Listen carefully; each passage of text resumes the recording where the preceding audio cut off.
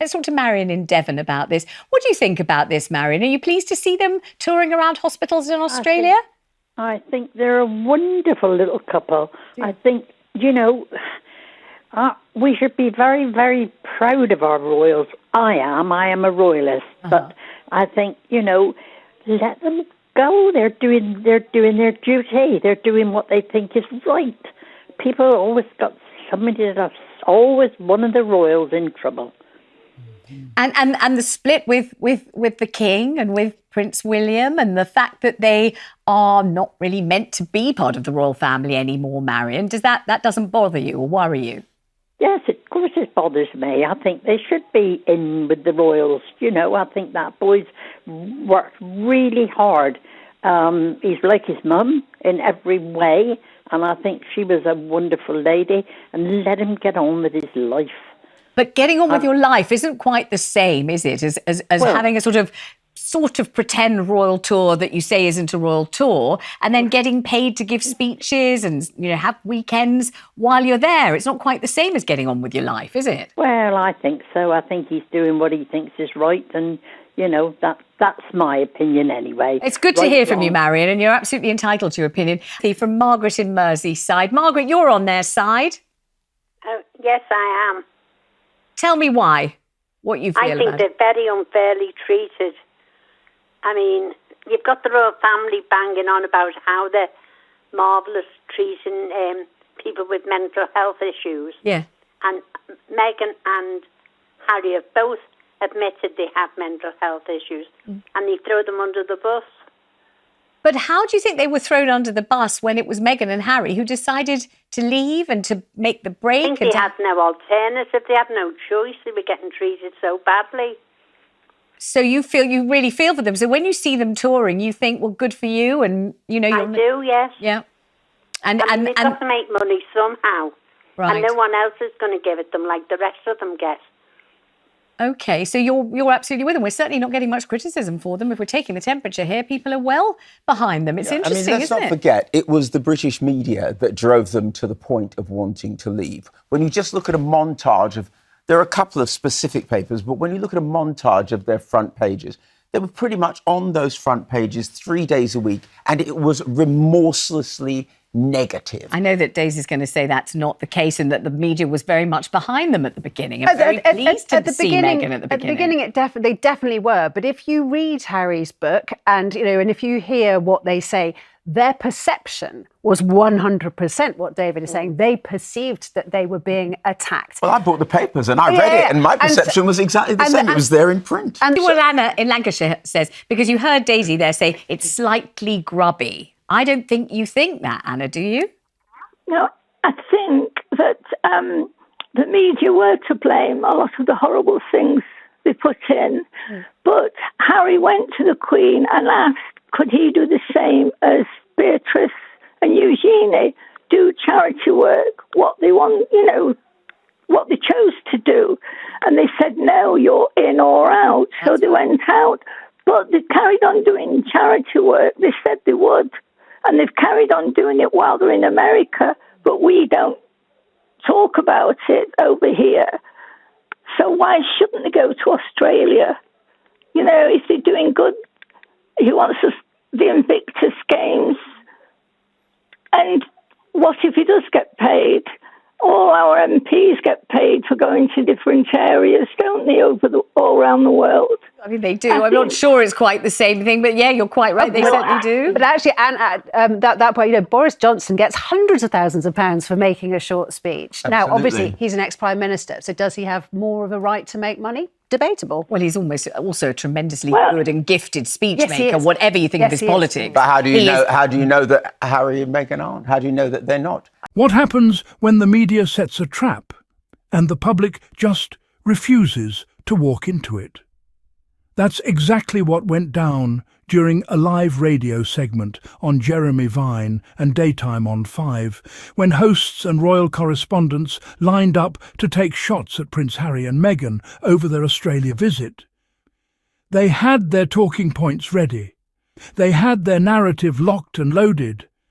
And then the phones started ringing, and caller after caller after caller said the same thing. You've got this wrong. Today, we are breaking down one of the most satisfying moments of recent media coverage. Because this wasn't a debate. This was a takedown by ordinary people of the exact kind of biased, agenda-driven commentary that has plagued this couple for years. Let's get into it. So, Harry and Meghan were in Australia for 4 days. The trip included visits to a children's hospital, meetings with patients and medics, support for charitable causes, and yes, some paid speaking engagements, including Meghan appearing at a girls' empowerment retreat.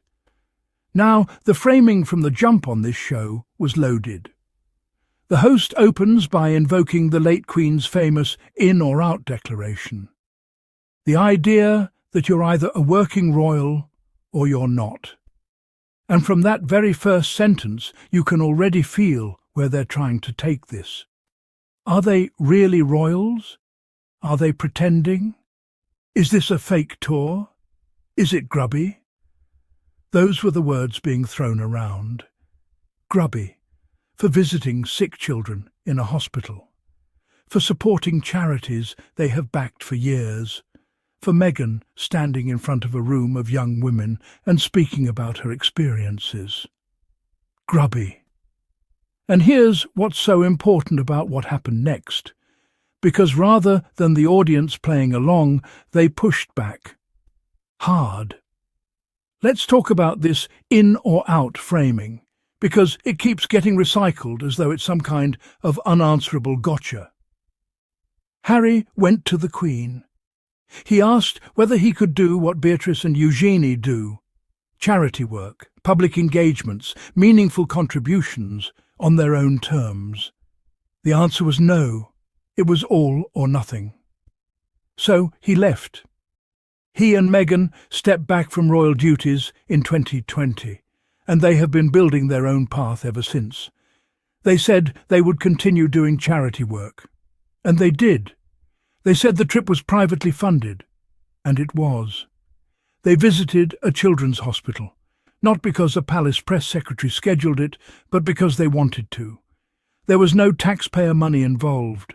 There was no royal mandate. They went as private citizens, did good work, and yes, also earned income from private engagements. And the response from the hosts? Murky, grubby, confusing. But one of the callers, a woman named Anna from Lancashire, cut through all of that with the kind of clarity that no royal correspondent seemed able to muster. She pointed out that Harry continued doing charity work in America, that the British media simply doesn't cover it, that he's supported the Invictus Games, that he asked permission and was refused. And then she dropped the line that made the hosts stumble. What if he does get paid? All our MPs get paid for going to different areas around the world. The host tried to say it wasn't quite the same thing, and then immediately had to acknowledge that Boris Johnson earns hundreds of thousands of pounds per speech as a former Prime Minister. So the question isn't whether public figures can earn from their profile. They clearly can. The question is why only Harry and Meghan get called grubby for doing it. Then came Margaret, and Margaret did not come to play.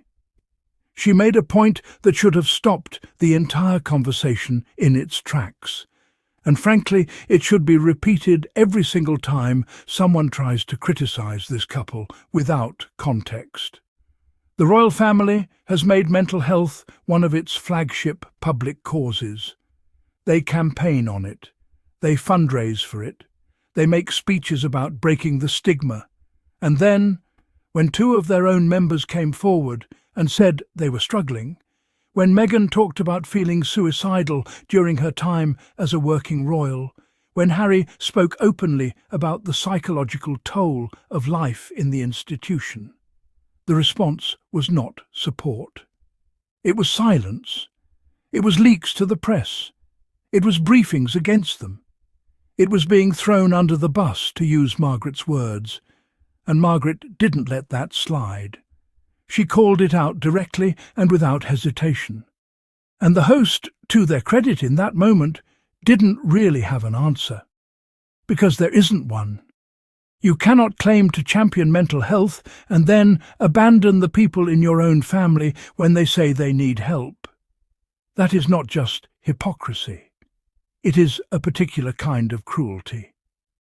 Here's the part that the panel on this show kept dancing around, and that one of the hosts eventually had to acknowledge out loud. The British media drove Harry and Meghan to the point of wanting to leave. That's not a fringe opinion. That's a fact backed by years of front pages. There are montages of those covers online. You can watch them in sequence and see what was happening. Week after week, story after story, negative framing after negative framing. It was relentless, and it wasn't subtle. Anyone paying attention could see it. And to their credit, one of the hosts said it plainly during the segment.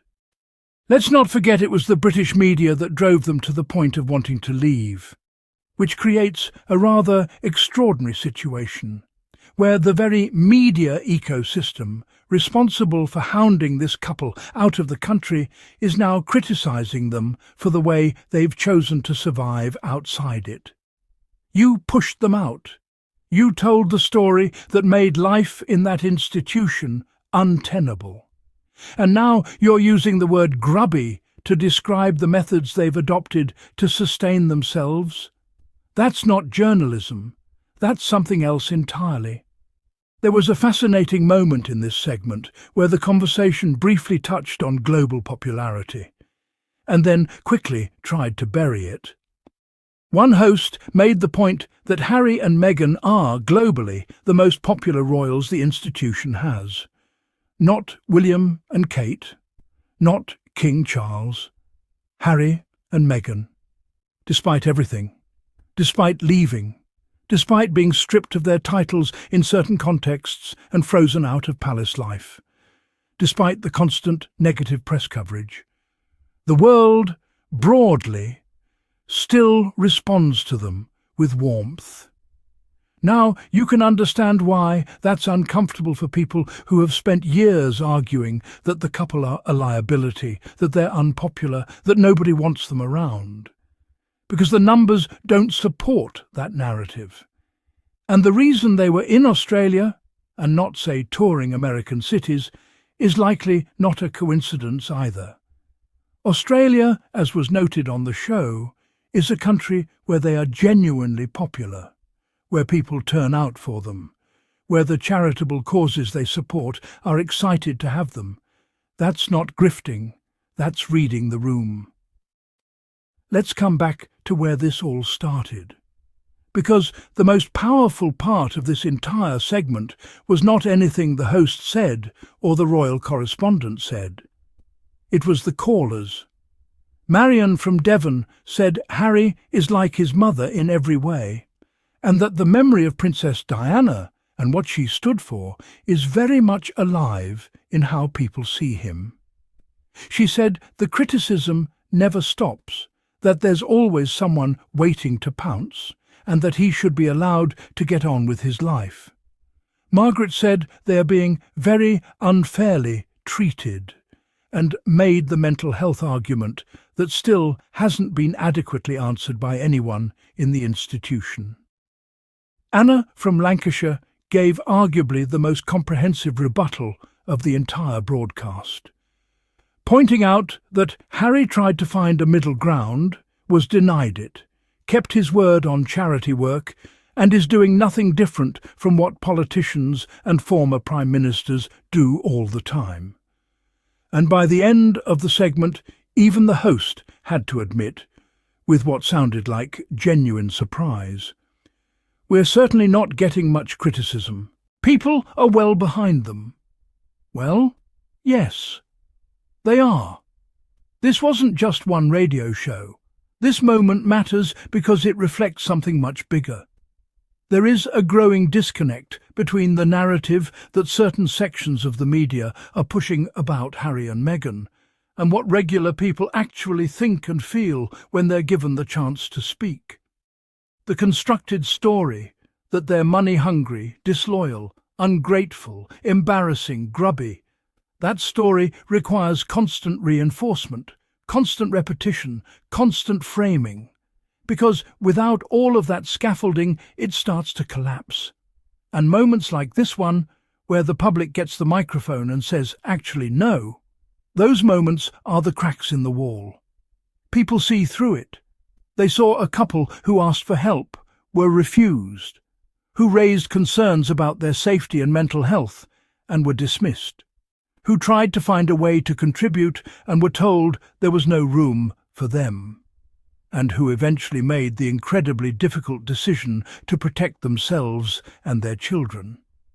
And then they watched as the same people who created those conditions spent the next 5 years acting outraged that Harry and Meghan had the audacity to survive them. That's the story. That's always been the story. And more people are seeing it clearly. The media can set the stage, they can book the guests, they can load the questions, but they cannot control the callers. And on this day, the callers told the truth. Harry and Meghan are doing the work. They are supporting charities. They are using their platform for good. They are sustaining themselves with integrity. And the public, the real public, not the curated quotes and planted stories, the public sees that. If you are someone who has been watching this couple get dragged through the press year after year and thinking, this doesn't feel right, this channel is for you. We cover what the mainstream narrative leaves out. We ask the questions that don't get asked. And we don't apologize for standing behind two people who, against everything, are still standing. If this video resonated with you, please hit that like button. It genuinely helps more people find this content. And if you haven't subscribed yet, now is the time. Hit subscribe and turn on notifications so you never miss a video. We are building a community here of people who want the full picture, not the manufactured one. The people have spoken, and they're on Harry and Meghan's side. We'll see you in the next one.